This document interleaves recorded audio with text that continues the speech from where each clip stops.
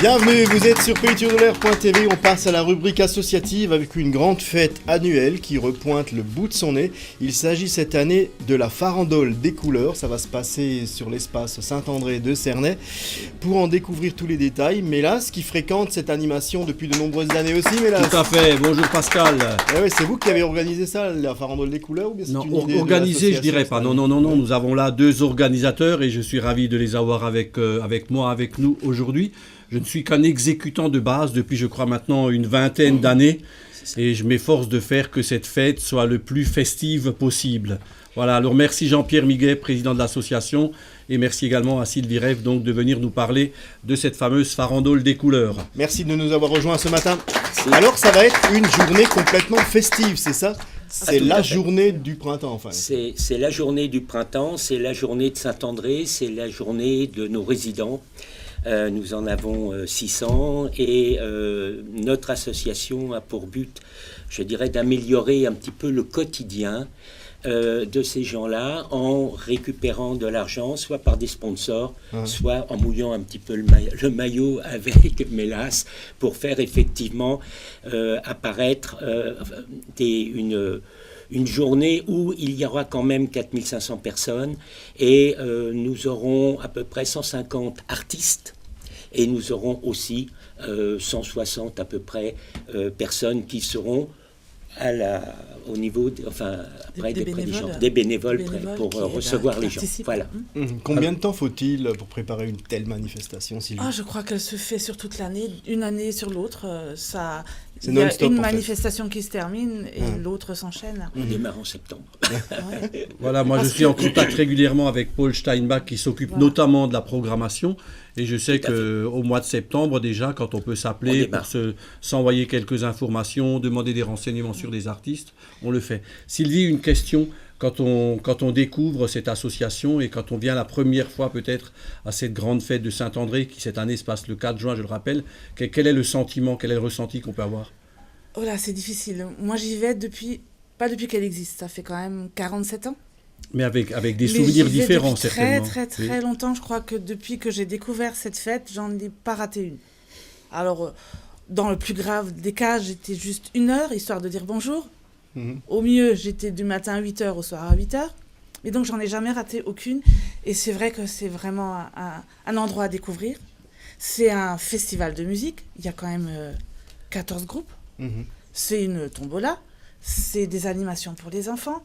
C'est plein de choses. Il y en a pour tous les goûts, pour tout le monde. Et tous les ans, on peut découvrir autre chose. Enfin, je veux dire, il y en a... Et puis en plus, c'est une ambiance qui est vraiment particulière. Voilà. Et puis on s'attache autant au lieu qu'aux personnes. C'est un jardin, voilà, exactement. On retrouve régulièrement des mêmes personnes. C'est vraiment à découvrir pour ceux qui ne sont encore jamais venus. C'est vraiment un endroit qui est magnifique. Bon, il y a des arbres, c'est un parc, il y a les 2 podiums, il y a beaucoup de musique, il y a beaucoup de monde. Combien de personnes attendez-vous pour cette manifestation ? 4500 à peu près. Voilà. 4500 Rien que ça. Alors chaque année, j'invite Jean-Pierre Miguet, donc le président, à faire un petit compte-rendu. Maintenant, il me délègue le pouvoir pour dire quels sont les investissements, quelles sont les actions qui ont pu se faire grâce justement à la participation d'autant de public. Et Dieu sait s'il nous en faut encore plus parce que c'est pour une bonne cause. Et moi, je lance chaque année un appel. Si vous avez des amis qui ne connaissent pas Saint-André, qui ne connaissent pas la fête de Saint-André, tout le monde peut être à un moment ou à un autre concerné par le handicap de plus ou moins loin ou de plus ou moins près. Eh bien, il faut les inviter à venir cette fête parce que c'est pour une bonne cause. Alors, juste quelques petits points, peut-être, Jean-Pierre, ou d'investissements qui ont pu se faire grâce à l'argent récolté par cette fête. Eh bien, nous avons dernièrement acheté un cheval et un outil sécurisé pour faire du maraîchage. Et Saint-André a une ferme où nous vendons effectivement des produits. Et nous nous apercevons que les enfants qui travaillent la terre et qui sont au contact du cheval sont beaucoup plus calmes, moins agressifs. Et on espère, par ce système, peut-être diminuer un tout petit peu les médicaments qui sont chimiques au profit des médicaments qui sont purement terriens. Alors, il faut préciser, Pascal, qu'il y a une étroite collaboration donc, entre l'association des parents et amis qui organise cette fête, mais également avec les professionnels qui, eux, travaillent avec les enfants, on les appelle comme ça, les enfants de Saint-André. Voilà, les résidents. Voilà. Exactement, et on peut dire que nous allons très prochainement, dans une nouvelle construction qui a été faite pour l'IME, nous allons acheter des salles de classe, nous allons aussi acheter des cuisines et tout ça pour essayer d'avoir un environnement le plus familial possible auprès de ces jeunes. Hein. Si vous voulez, le calme, une structure accueillante permet effectivement à ces gens-là d'être beaucoup plus calmes et ils ont quand même le sourire, vous savez. C'est intéressant. Alors, très intéressant. C'est le grand moment pour eux. C'est ça. C'est vraiment le moment important. Et ils ont beaucoup de chance. Je vais juste rajouter un petit détail, c'est qu'en 47 ans, la fête a été annulée une fois. Il fait toujours bon. Pourvu que ça dure. Voilà. Alors je voulais dire qu'en général, on invite aujourd'hui le monde du handicap à s'immerger dans le monde ordinaire. On a cette immersion qu'on vit de plus en plus. Oui. Et là, c'est le contraire. C'est le monde ordinaire qui va s'immerger dans le monde du handicap. Un peu, c'est le public qui va venir voir. Oui, et puis ça arrive régulièrement. Hein. C'est très noble. Il y a des manifestations régulières qui invitent. Et croyez-moi que l'handicap attend ce moment-là. Et si vous venez, je vous conseille, venez, vous verrez qu'il y a un amour de l'être humain, c'est ces jeunes qu'il faudrait peut-être quelquefois bien récupérer chez nous. Voilà. En tout cas, on est dans un village ce jour-là très festif, le 4 juin. Sylvie, depuis toutes ces années, un coup de cœur au niveau des animations, parce qu'on va parler de la fête. Pendant que nous évoquons cette fête, il y a des images qui passent derrière nous. Un coup de cœur, quelque chose qui vous a vraiment marqué un jour à l'occasion de cette belle fête. Oh là, c'est difficile. Moi, j'aime bien les balades en calèche, le petit train. Alors, le petit train, c'est vraiment le fil conducteur. Enfin, forcément, c'est sur des rails. Mais de cette fête, quoi. Je veux dire, il existe depuis très longtemps. Il est entretenu par toute une équipe de bénévoles. Par des passionnés également, oui. Chaque année, j'évoque l'aspect technique de ces machines qui circulent. Et on n'est pas à Europa Park, mais je veux dire, il y a vraiment cette ambiance-là. C'est formidable. Hein. C'est sur 10 hectares. Hein. Voilà, 10 hectares. Donc, il y a la place. On peut faire quelque chose. Deux podiums bien blindés. Alors cette année, parce que Mélas ne rajeunit pas, et pour d'autres raisons également, j'ai fait appel à David Henry, qu'on est en train de découvrir en images. David Henry, qui est un comédien qui nous vient de Bourgogne, qui fait son petit chemin en ce moment ici chez nous. Donc David Henry sera à mes côtés pour la présentation. C'est pas une activité nouvelle pour lui. Il est en train de préparer également un spectacle humoristique avec des sketchs, de la chanson. Ce jour-là, peut-être qu'il chantera, on ne sait pas encore. Tout ça est en train de se construire. Donc nous serons deux pour créer une ambiance exceptionnelle donc, sur ces podiums. Alors j'ai là toute une liste d'artistes, je vais me permettre d'en citer quelques-uns. Sonia Flamenco, donc ça c'est de la danse espagnole, comme son nom ne l'indique pas. Il y a un groupe pour lequel j'ai flashé. Alors Pascal, je n'aimais pas la culture urbaine jusqu'au jour où j'ai découvert, et c'est vrai, le groupe de hip-hop. Et chaque année, je fais l'éloge de ce groupe de hip-hop. Donc ce sont des résidents de Saint-André, hein, c'est bien absolument, ça, absolument. Encadrés par des passionnés, par une association.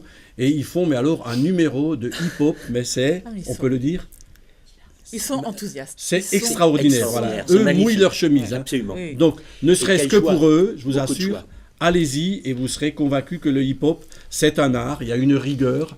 Les résidents qui participent sont passionnés. Parlez-nous également des fameuses percussions. Les percussions de l'ESAT, effectivement, ils sont une quinzaine et ils s'entraînent toute l'année pour effectivement, devant 2000 personnes, 2500 personnes, hein, sur le podium 1. Tout à fait, oui. C'est pour eux l'apothéose. Ils attendent ça, je crois, depuis 6 mois. Ils se réjouissent déjà tous pour faire leur représentation. Là, absolument. Voilà, absolument. Tout à fait. Et Sylvie, si moi je vous dis une kouka qui met le feu. Une kouka qui met le feu à Saint-André. Alors, il y a 14 groupes.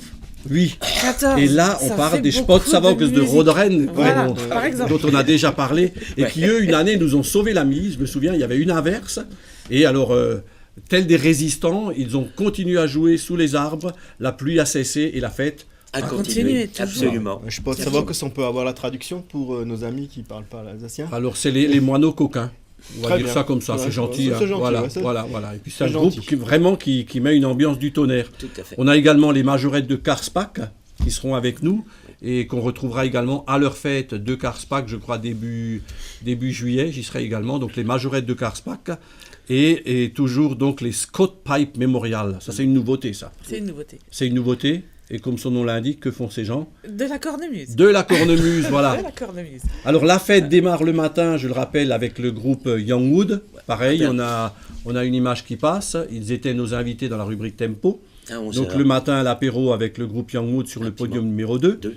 Il y a également dans la chapelle, tout au long de l'après-midi, 3 concerts. 3 concerts. On peut les citer peut-être? Alors, il y a les polyphonies corses. Oui, tout à fait. Je ne vais pas dire le nom, je crois que j'aurai pas le bon Si, accent. allez-y. Oui, c'est Oui, risqué, oui, c'est j'essaie. risqué, c'est risqué. Alors, Voce di U Sessantotu. C'est Pas ça, mal, c'est exactement pas mal. ça. Voilà. Voilà. Après, il y a les mandolines buissonnières et les Seagulls Angels, qui sont des jeunes, je crois, de... Des jeunes filles qui chantent, je crois, originaires de la région de Guebwiller, de je crois, Guebwiller, qui c'est ça, sont en voilà. train de monter Ouais. et qu'on accueillera peut-être un jour ici. Tout Voilà. à fait. Ces 3 concerts méritent aussi d'aller à Saint-André. C'est magnifique. Dans la Oui, chapelle, dans la qui a... Et quand on dit un chapelle, son- c'est une église, hein, c'est un lieu de c'est culte, une mais qui église, est une un très très lieu belle de culte. salle. Hein. Est-ce qu'une journée suffira pour faire le tour de toutes ces animations? Eh C'est la bien, question C'est qu'on pour peut ça se que ça poser. fait Hein. 40 ans que j'y vais. D'accord. Nous avons une vingtaine de ventes comme ça. Nous pouvons manger, nous pouvons acheter de la brocante, un peu tout, si vous voulez, pour faire... Oui, 4500 personnes, il faut les nourrir quand même. Hein. oui. Il faut les nourrir et les divertir, Et les mais vraiment, divertir, il y a de Il y quoi a de quoi. satisfaire tout le monde. Allez, c'est Voilà. à découvrir, c'est la farandole des couleurs, c'est le 4 juin à Cernay. Ne manquez pas ce rendez-vous. Monsieur le Président, un dernier mot? Eh bien, écoutez, le soleil. Comme ça, nous aurons tous un joli sourire. Et Merci même si d'avoir vous ne été vous avec sentez, nous. même si vous ne vous sentez pas concerné, allez-y et vous serez concerné et c'est surtout pour une bonne cause. Merci d'avoir Le été 4 juin et également bien sûr la fameuse tombola. Tombola. La tombola, tout à fait. On Ouais, peut Avec, aider, participer à la fête, même si on n'a pas le temps d'y aller, en achetant le billet de tombola qui après peut faire office de billet d'entrée. avec plus de Voilà. 200 lots à la clé et Voilà. Dieu sait s'il y a de beaux Donc, lots. hein. Le gros premier lot, lot oui. est quand même 800 € pour faire un joli voyage. Voilà. Voilà. Merci d'avoir été avec nous ce matin. Merci. Rendez-vous le 4 juin à Cernay. À tout de suite sur politurbaire.tv.